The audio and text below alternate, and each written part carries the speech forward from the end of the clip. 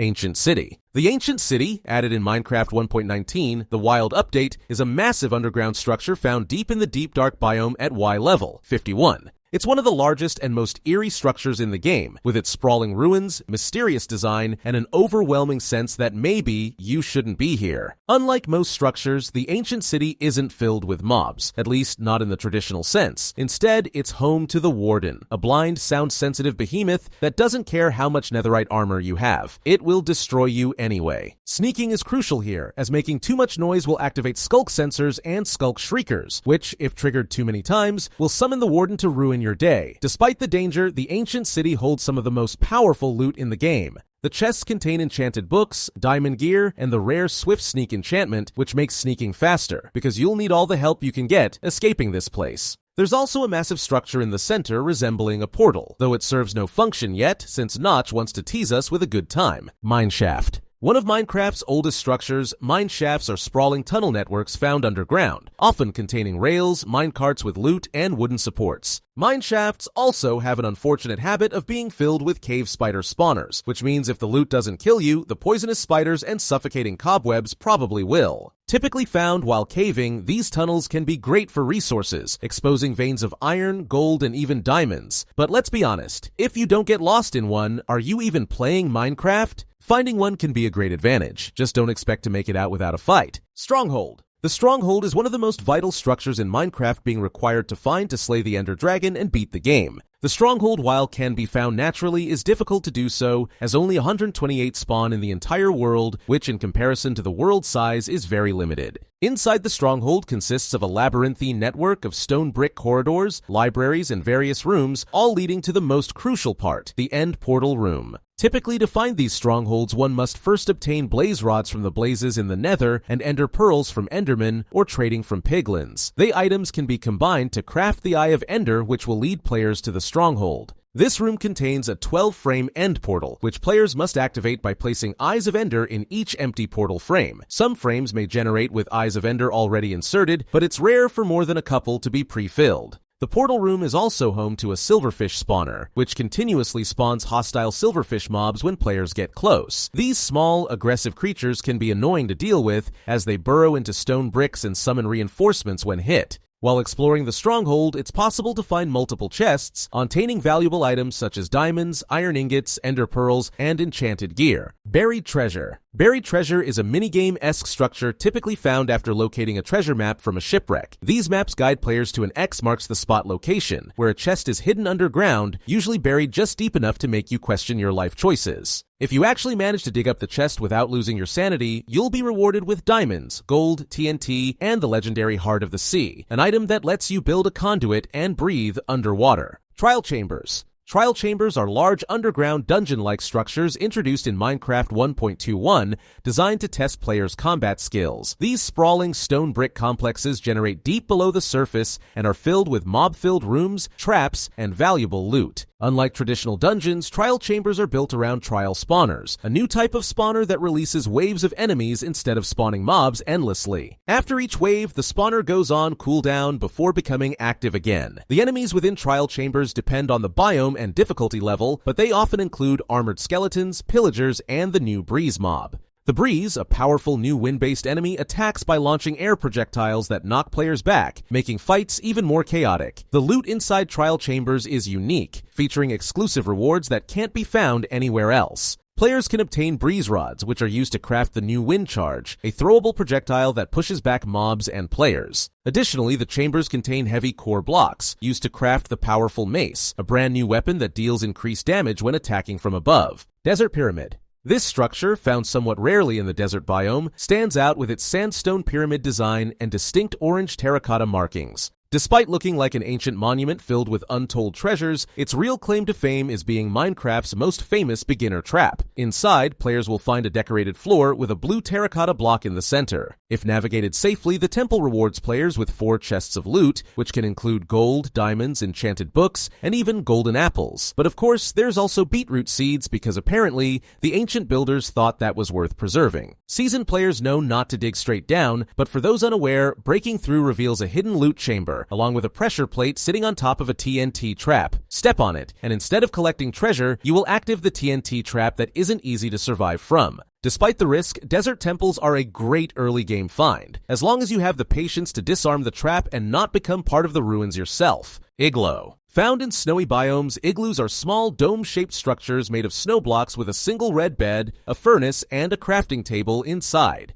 50% of igloos end here, but the other half have a hidden basement under a red carpet. Inside, players will find a villager and a zombie villager locked in separate cells, along with a brewing stand holding a splash potion of weakness, essentially a built-in tutorial for curing zombie villagers with a golden apple. Jungle Temple. The Jungle Temple is a moss-covered cobblestone structure found in jungles, though Notch apparently thought they should be so rare that actually finding one is like searching for a mending villager. After successfully completing the trial, or well, who am I kidding, breaking blocks like a madman only to be rewarded with some bones, rotten flesh, and the crushing realization that you wasted your time. Inside, players can navigate the extremely difficult arrow trap, which definitely isn't just 2 dispensers with tripwires, before attempting a redstone puzzle to unlock 2 secret chests. Pillager Outpost. Pillager outposts are tall wooden towers found in plains, deserts, and taiga biomes, serving as the home base for pillagers, aka the worst neighbors imaginable. Unlike villagers, these guys don't trade or farm. They just exist to make your life miserable. Outposts are heavily guarded, with pillagers patrolling the area, crossbows or iron axes at the ready. Inside the tower, players can find a loot chest containing mediocre rewards like arrows, iron, and goat horns, still better than Jungle Temple loot. However, the real prize lies in the cages around the outpost, where you can find trap delays. Freeing them lets you claim some of Minecraft's most useful companions. Just be prepared to fight off the never-ending waves of angry crossbow wielders while you do it. Swamp Hut.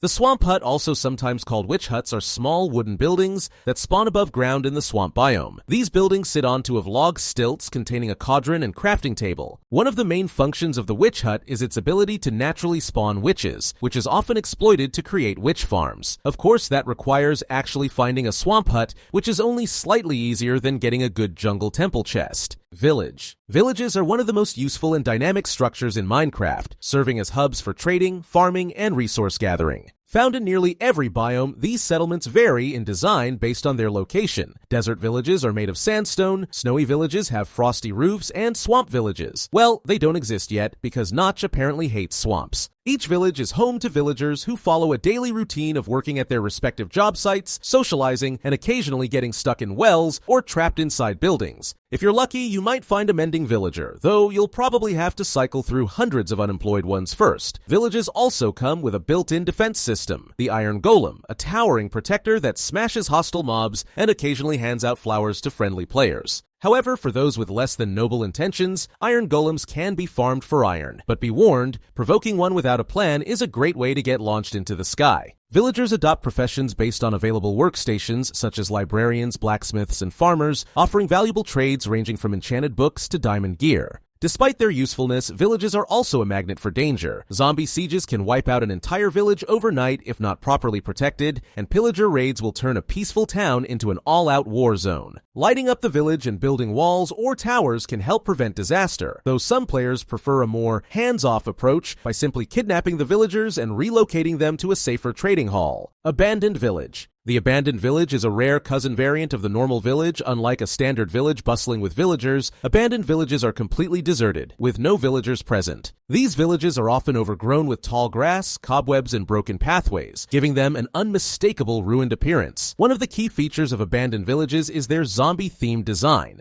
Many of the beds, doors, and windows are missing or damaged, and zombie-themed elements like zombie villager heads carved into pumpkins may appear. This suggests that the village was overrun by zombies at some point, leaving it in its current state. Woodland Mansion. Woodland mansions are massive, rare structures found in dark oak forests, and let's be honest, nobody finds these naturally. They are one of the largest structures in the game, often requiring Woodland Explorer maps to locate. But don't let their grand exterior fool you. Inside, they're just 3 floors of chaos and danger. Mansions are home to illagers, including Vindicators, who wield axes and can take down unprepared players in seconds, and Evokers, who summon Vexes, small flying mobs that phase through walls and deal devastating damage. Some rooms contain pillager banners, loot chests, and secret areas, while others hold oddities like a giant wool illager face or a fake end portal. One of the main reasons to explore a woodland mansion is to obtain a totem of undying, which is dropped by Evokers and allows players to cheat death once. However, given the sheer difficulty of clearing one out, and that getting totems of undying has been so trivialized by raids,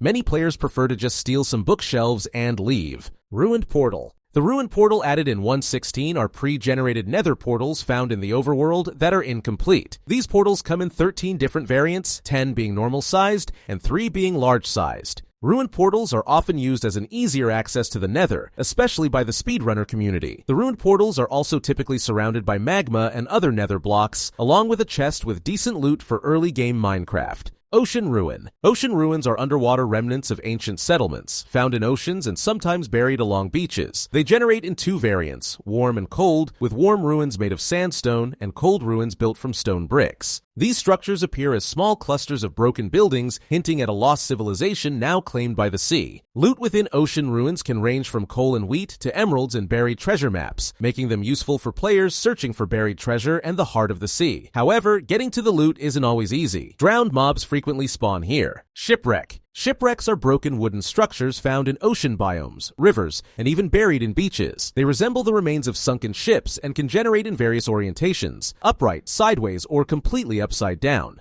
Because, apparently, when a ship sinks, it does so in the least practical way possible. Finding a shipwreck early game can be a huge advantage, as they contain up to 3 different chests. The treasure chest can hold emeralds, iron, gold, and even diamonds if you're lucky. The supply chest is filled with basic materials and food, though for some reason that includes beetroot seeds, because clearly every doomed sailor had their priorities straight. And the map chest contains a buried treasure map, leading players to one of the rarest items in the game, the Heart of the Sea. But looting a shipwreck isn't always easy, as drowned mobs love to lurk around them. Basic drowned. Ocean Monument. Ocean monuments are massive underwater structures found in deep ocean biomes, built entirely out of prismarine blocks. These structures are heavily guarded inside and out by guardians, fish-like mobs that attack players with laser beams. However, the real threat lurks deep inside, the Elder Guardians. Each ocean monument contains 3 Elder Guardians, massive, powerful versions of their smaller counterparts. Unlike regular guardians, these boss-like mobs do not respawn, making them a one-time challenge. These boss-like monsters produce mining fatigue, making it nearly impossible to mine blocks in the structure before all 3 are defeated. The Elder Guardian also attacks using a deadly laser beam, dealing heavy damage if players don't move out of range in time.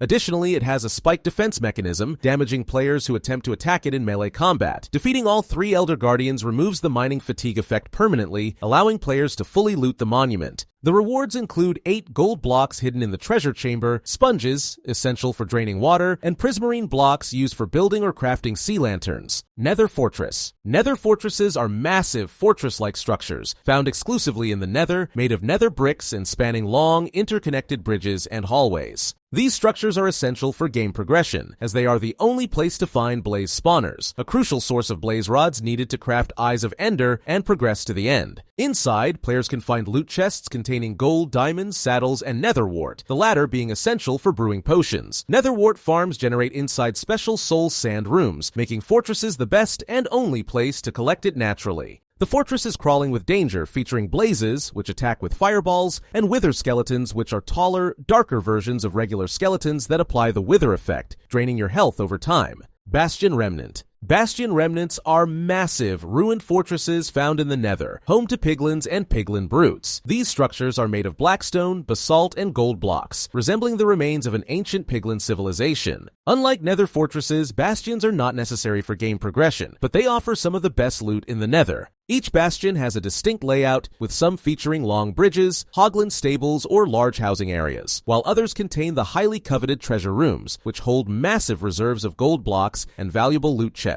On top of that, opening any chest or mining gold inside a bastion immediately turns all nearby piglins hostile, making looting extremely risky. The deeper players venture into a bastion, the greater the rewards, but also the greater the risk. Bastions are one of the most dangerous places in Minecraft. Piglin brutes, unlike normal piglins, do not care if you're wearing gold armor. They will attack on sight and deal massive damage. Despite the danger, bastions offer incredible loot, including gold blocks, ancient debris, netherite scraps, and pigstep, Minecraft's rarest music disc. Nether Fossil. The Nether Fossil is a massive skeletal structure found in soul sand valleys. Though calling it a structure is a bit generous, it's literally just some bones scattered in the sand. It's unclear what creature these fossils belong to, but knowing Minecraft's lore, or lack thereof, it's probably some ancient beast Notch forgot to finish coding before selling the game. These fossils serve no real purpose other than providing a source of bone blocks, which, let's be honest, are just glorified bone meal storage. While their size makes them kind of cool, you'll mostly just stumble upon them while fleeing aghast, trying to walk on soul sand without crying, or after getting distracted by the sheer existence of beetroot and questioning your life choices. End City. End cities are towering, purple-bricked structures found in the End Dimension, generating on outer End islands far from the main Ender Dragon fight.